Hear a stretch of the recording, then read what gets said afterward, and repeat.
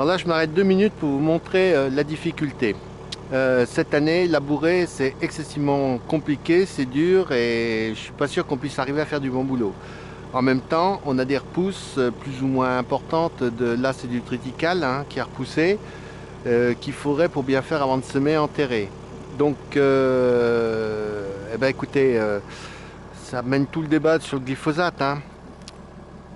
Le glyphosate, moi, j'en emploie pas, donc je vais pas le dire.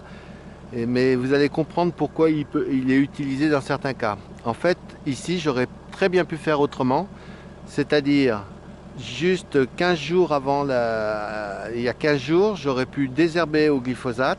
Toute l'herbe qu'on voit là, toutes les repousses, plus les petites touffes d'herbe, là il y a un peu de régras, seraient mortes.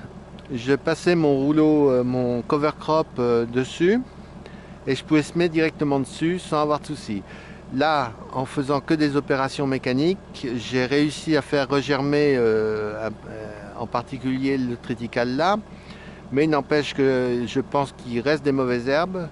Et là, quand on va semer cet après-midi, ces mauvaises herbes vont se retrouver avec la bonne semence, enfin les graines de mauvaises herbes vont se retrouver avec la bonne semence. Et il est clair qu'au printemps, on aura besoin d'un désherbage assez solide pour détruire les plantules. Et il est clair aussi que probablement qu'à la moisson, l'année prochaine, j'aurai des repousses parasites là au milieu. Alors ça pose toute la question de qu'est-ce qu'on peut supporter ou pas comme parasitisme, et puis de l'avenir sans glyphosate. Alors l'avenir sans glyphosate ou sans désherbant du tout, parce qu'on pourrait plutôt parler de sans désherbant. Ici, sans désherbant du tout, ce sera très compliqué parce que on a de l'herbe naturellement qui pousse tout le temps. Elle est semée par tous les prés qui sont autour, hein, qui forcément les graines circulent et c'est très bien, c'est la nature. Sauf que pour nous, pour gérer ça, c'est pas très très simple, hein. Et alors, est-ce qu'on est dans une impasse totale? Oui, à très court terme. Non, à moyen terme. Moi, je suis à titre personnel très très intéressé par les petits robots désherbeurs qui sont en train d'être mis au point. Alors la caricature des grands céréaliers qui défendent le modèle à tout prix, c'est de dire il faut faudrait redonner une pioche à tous les écologistes qui nous donnent de bons conseils. Non, je crois que plus sérieusement, l'avenir va passer par des robots qui feront le boulot pendant l'hiver, qui seront capables de reconnaître les bonnes et les mauvaises herbes et qui élimineront par binage ou par arrachage les mauvaises herbes. Donc voilà, faut pas se décourager, faut pas être plus royaliste que le roi. Euh, Aujourd'hui, ma technique, elle coûte cher en carburant parce qu'il faut passer 3 4 fois, qu'on a un résultat qui est pas complètement satisfaisant par rapport à un passage de glyphosate et puis juste une préparation simple après dessus, voire même pas de préparation du tout, un semi-direct. Demain, peut-être qu'on aura d'autres techniques, il faut croire en l'avenir et il faut se dire que les tenants du tout pesticide ont sûrement tort, comme les tenants du 0,0 pesticide ont également tort. Enfin, les extrêmes des deux côtés, tout de suite, il y a une bagarre là-dessus. On fait une fixation sur le glyphosate.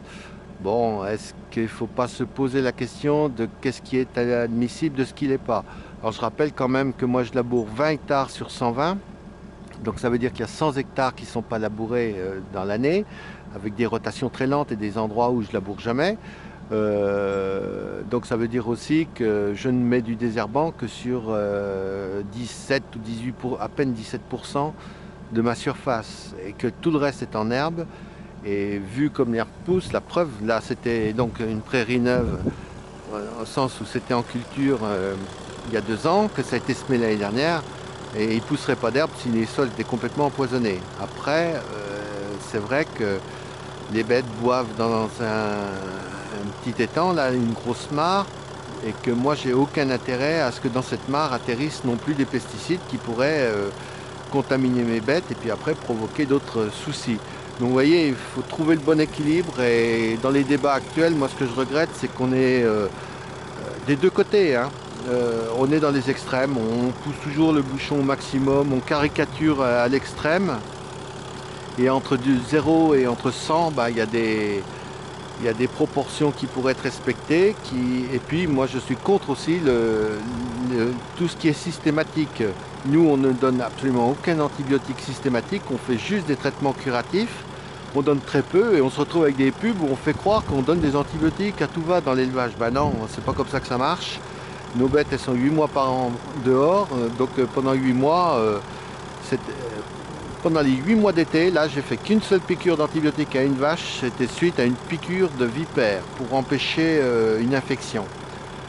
Admettez quand même que j'aurais eu tort de la laisser mourir et que c'est la seule piqûre que j'ai faite. Donc ça veut dire que cette bête-là, elle reste pour l'instant dans un circuit de reproduction et le jour où elle partira, il y a longtemps que la piqûre sera résorbée, hein, puisqu'il y aura probablement plus d'1 an. Alors voilà, c'est toujours le problème de ces débats amenés à l'emporte-pièce où c'est tout ou rien, alors qu'en fait dans la nature c'est jamais tout ou rien, c'est toujours des compromis.